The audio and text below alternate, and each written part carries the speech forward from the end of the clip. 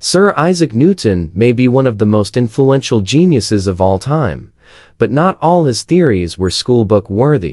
Yes, the British polymath discovered gravity and revolutionized our understanding of the universe.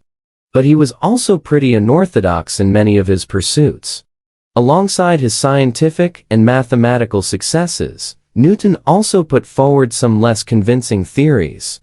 For example, as the bubonic plague tore through England in 1665, he recommended that sufferers try sucking on lozenges made of powdered toad mixed with the dead reptile's own vomit. Suffice it to say, that didn't quite work.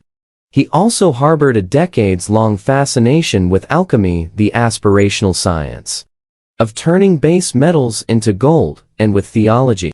It was his strict Christian faith and adherence to the scriptures that led him to predict that the world would end in 2060.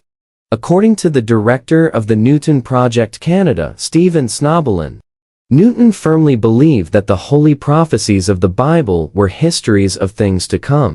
However, he also acknowledged that such texts were written in heavily symbolic language that required careful interpretation.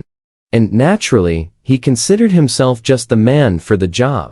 On a piece of scrap paper, Newton used a series of simple mathematical calculations to work out the date of the future apocalypse. Key to this was to pinpoint a date when the so-called Great Apostasy began, when mainstream Christian churches fell away from the original faith founded by Jesus. Newton, a Protestant, believed that this was when the Catholic Church assumed power. And so, once established that the Pope's supremacy began in 800 AD, the rest fell into place.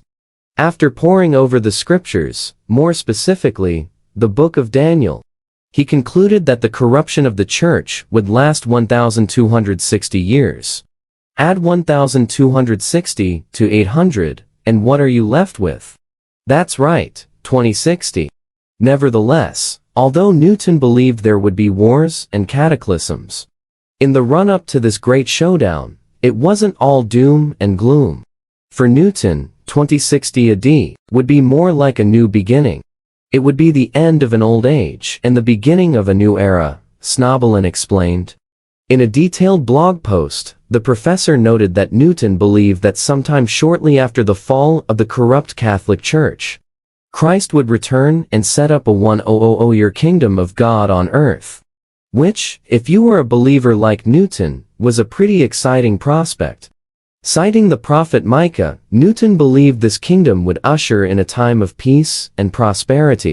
A time when people would beat their swords into plowshares and their spears into pruning hooks, and when nations shall not lift up a sword against nation, neither shall they learn war any more, Snoblin added.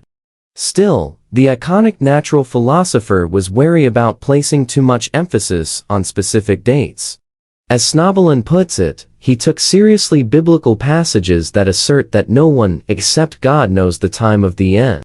Furthermore, he was worried that if human predictions based on divine prophecy failed to pass, it would bring the Bible into disrepute. And yet, more than 300 years after Newton made his prophetic calculations, that specific date looms heavy in the near distance.